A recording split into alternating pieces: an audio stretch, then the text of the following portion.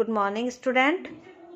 आज मैं एक बार फिर आपके सामने उपस्थित हूँ आपके लिए लेकर कक्षा 12 हिंदी का जो पूरक पुस्तक है वितान, उसका चैप्टर 1 सिल्वर वेडिंग, उसके प्रश्न उत्तर।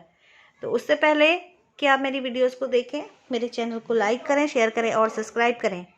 बेटा, आप वीडियोस देखते हैं और उसमें ना लाइक करते हैं, ना उसको शेयर करते हैं, ना सब्सक्राइब करते हैं और ना ही कमेंट करते हैं, तो मुझे कैसे पता चलेगा कि आपको मेरी वीडियोस कैसी लगी और इनसे आप लाभ ले रहे हो या नहीं ले रहे हो, इनसे आपको फ़ायदा हो रहा है।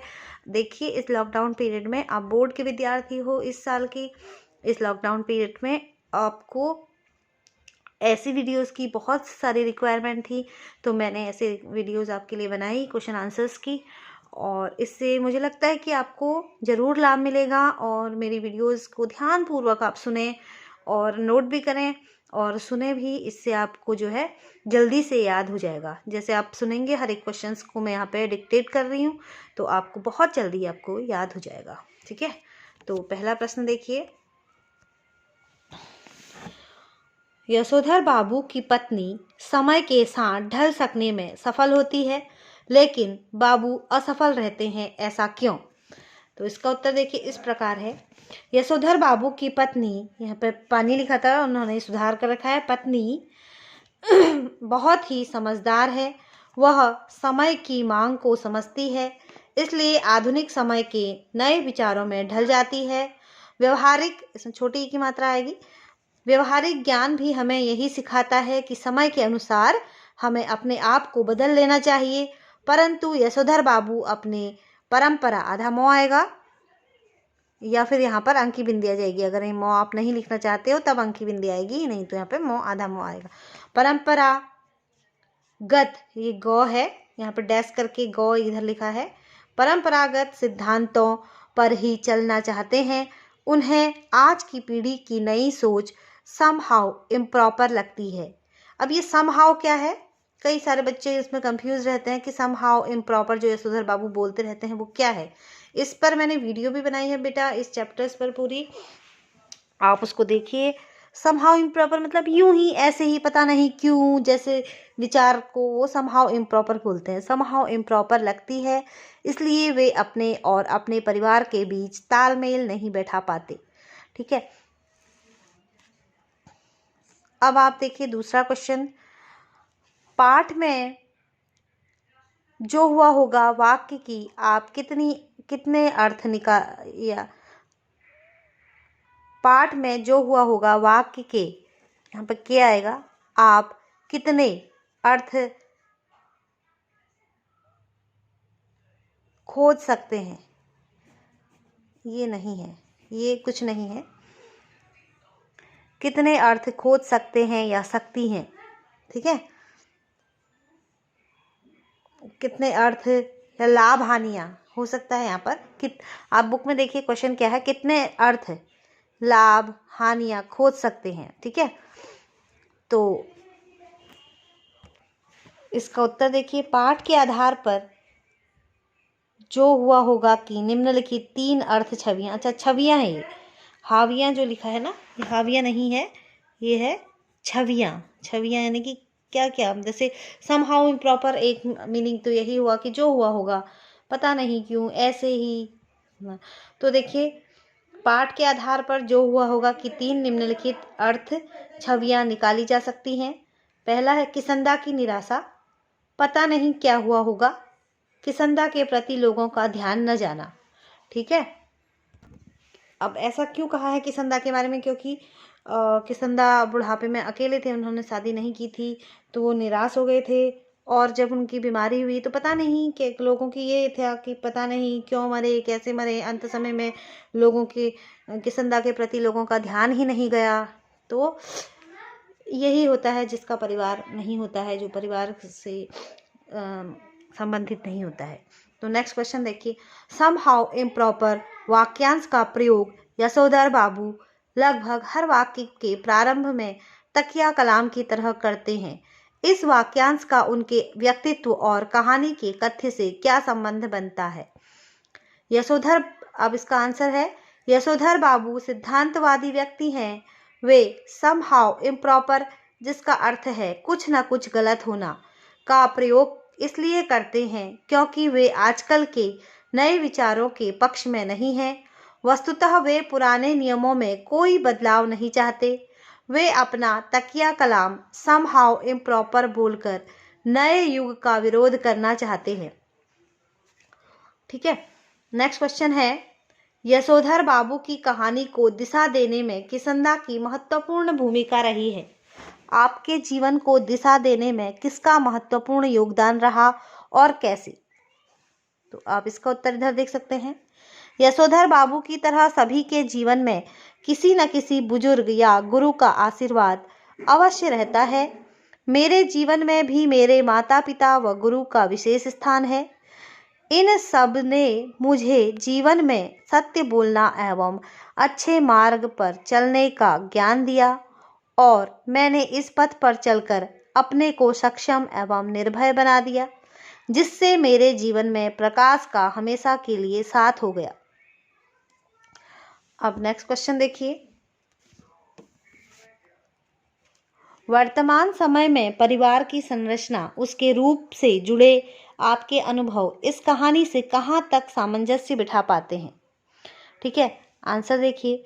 वर्तमान समय में नई पीढ़ी और पुरानी पीढ़ी के विचारों को लेकर बहुत ज़्यादा मतभेद हो गया है। सिद्धांत और व्यवहार की खाई दिनों दिन बढ़ती ही जा रही है। इसी कारण में संयुक्त परिवार बिखरते दिखाई दे रहे हैं। यशोधर बाबू भी पुरानी सोच रखते हैं।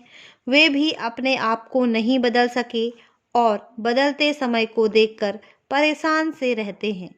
उनकी यह परेशानी निरर्थक है क्योंकि परिवर्तन संसार का नियम है। व्यक्ति को समय के अनुसार अपने आप को बदल लेना चाहिए। इस कहानी में वर्तमान समय के परिवार की संरचना और स्वरूप को अच्छे ढंग से प्रस्तुत किया गया है। निम्नलिखित में से किसे आप कहानी की मूल संवेदना कहेंगे या कहेंगी और क्यों? तो देखिए, हाशिए पर धकेले जाते मानवीय मूल्य, पीढ़ी का अंतराल, पाश्चात्य संस्कृति का प्रभाव। इसका आंसर इस प्रकार है। तो इन्होंने चुना है कि गौ, पाश्चात्य संस्कृति का प्रभाव। इस कहानी की मूल संवेदना पीढ़ी का अंतराल संबंधी है क्योंकि पश्चिम के अंधानुकरण के कारण मानवीय मूल्य खत्म होते जा रहे हैं। यशोधर बाबू विचारों के मतभेद का दंश भोगने के लिए मजबूर हैं क्योंकि पीढ़ी का अंतराल बड़ी ही तीव्रता से बढ़ रहा है। इसी कारण वह अकेलेपन का दुख भी सहते रहते हैं। तो सारी चीज़ें पाश्चात्य संस्कृति का प्रभाव में ही आगे आ गए हैं। हाशिए पर धकेले जाते मानवीय मूल्य, पीढ़ी का अंतराल, सब इसके अंतर्गत इन्होंने समेट लिए हैं। इनके विचार इससे मेल खाते हैं। तो और आपके विचार जिससे मेल खाते होंगे तो आप उसको नोट करेंगे। ठीक है, नेक्स्ट क्वेश्चन देखो, अपने घर और विद्यालय के आसपास हो रहे उन बदलावों के बारे में लिखें जो सुविधाजनक और आधुनिक होते हुए भी बुजुर्गों को अच्छे नहीं लगते। अच्छा न लगने के क्या कारण होंगे? आंसर देखिए, आधुनिक युग ने मनुष्य को अनेक प्रकार की सुविधाएं जैसे मोबाइल, इंटरनेट व दुपहिया या चार पहिया वाहन प्रदान किए हैं, परंतु इन सुविधाओं का प्रयोग समझबूझ के साथ न करने के कारण ही बड़े बुजुर्गों को आपत्ति होती है।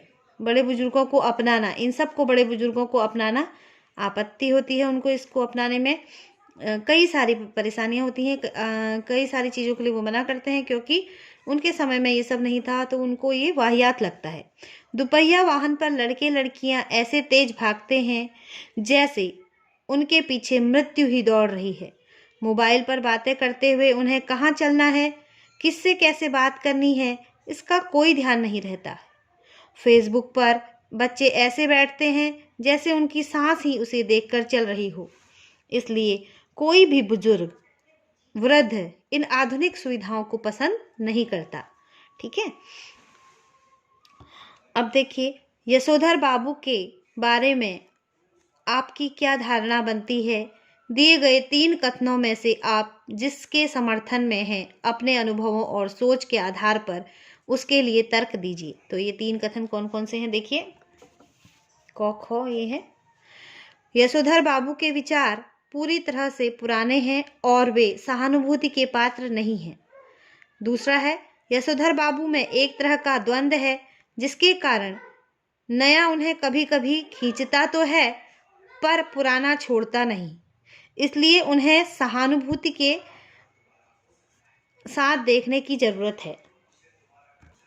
नेक्स्ट है, यशोधर बाबू एक आदर्श व्यक्तित्व है और नई पीढ़ी द्वारा उनके विचारों को अपनाना ही उचित है। तो आंसर देखिए हम किसके साथ गए हैं। यशोधर बाबू का व्यक्तित्व बहुत ही सराहनीय है, हम गौ के साथ गए हैं। इसलिए नई पीढ़ी को भी यशोधर बाबू के विचारों को अपनाना चाहिए। इसका विशेष कारण यह है कि आधुनिकता एक सीमा तक मनुष्य की प्रगति कर सकती है, किंतु बहुत ही शीघ्रता से आधुनिकता की तरफ बढ़ना शीघ्र ही पतन का कारण भी बन सकता है। अतः मेरे विचार से नई पीढ़ी को यशोधर बाबू के विचारों का तार्किक आधारों पर समर्थन करना चाहिए। ठीक है। उम्मीद है बच्चों आपको समझ में आया होगा ये चैप्टर, इसके क्वेश्चन आंसर्स, और आप इससे लाभ लेंगे। तो एक बार फिर से मैं कहती हूँ कि मेरी वीडियोस को लाइक करें, शेयर करें और सब्सक्राइब करें, ताकि मेरे आने वाली हर वीडियो आप तक पहुँचे सबसे पहले। और आपको मेरी वीडियो कैसी लगी, इससे आपने कितना लाभ लिया, ये भी मुझे कमेंट बॉक्स में ज़रूर लिख कर भेजें।